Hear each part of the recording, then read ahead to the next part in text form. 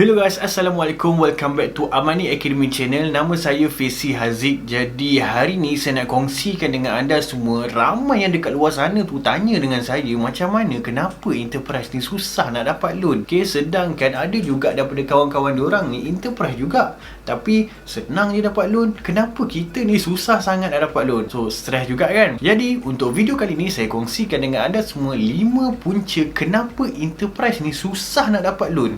Yang pertama adalah SSM baru daftar semalam.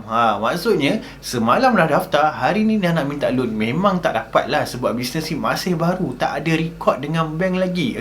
Sedangkan kita punya bank account pun tak buka lagi. So macam mana bank nak percaya dengan kita? Bank tak nak ambil risiko dekat situ. Yang kedua adalah industri bisnes kita tu mungkin dah tepu ataupun terlalu rare. Mungkinlah korang nak buat roket pergi ke bulan punya bisnes.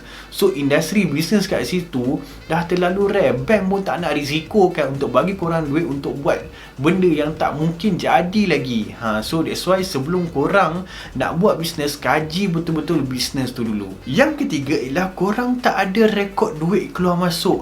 Bila minta bank statement je kosong, tak ada apa-apa. Sebab apa? Semua masuk ke akaun personal. So bila masuk akaun personal ni, semua dah bercampur. Bank boleh tengok habit kita, macam mana kita shopping, macam mana kita menggunakan duit, macam mana kita selalu ambil duit.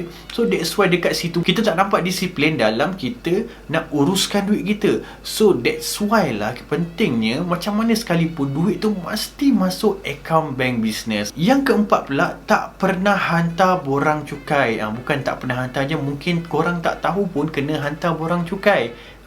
Biasanya kalau korang nak minta loan rumah ke apa yang melibatkan kos yang lebih tinggi, diorang nak tengok borang cukai kita 2 ke 3 tahun tau. So kalau you guys tak pernah ada borang cukai, memang sangat-sangat rugi. Sebab korang kena tahu, borang cukai tu sebenarnya ialah payslip untuk pemilik bisnes. Yang kelima ialah track record peribadi korang kenalah cantik juga.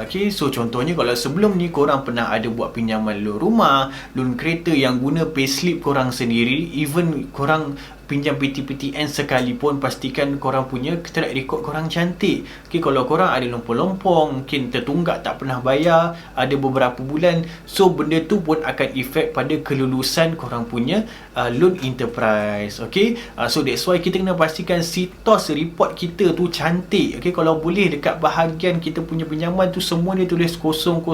Maksudnya tak ada tertunggak apa-apa. Jadi kesimpulan saya dalam video kali ini, kita kena tahu bahawa bank ni kalau boleh tak nak ambil apa-apa risiko. Even sebenarnya nak dapatkan kosong risiko untuk bagi duit dekat kita. So sebab tu diorang pilih orang yang betul-betul layak saja untuk dapatkan loan daripada bank. Guys, so itu sahaja dalam video saya kali ini. Terima kasih pada yang menonton sampai habis. Jangan lupa klik button subscribe dan juga klik button loceng dekat sebelah untuk dapatkan notifikasi untuk video-video baru yang akan datang selepas ini. Guys, jumpa lagi dalam video akan datang.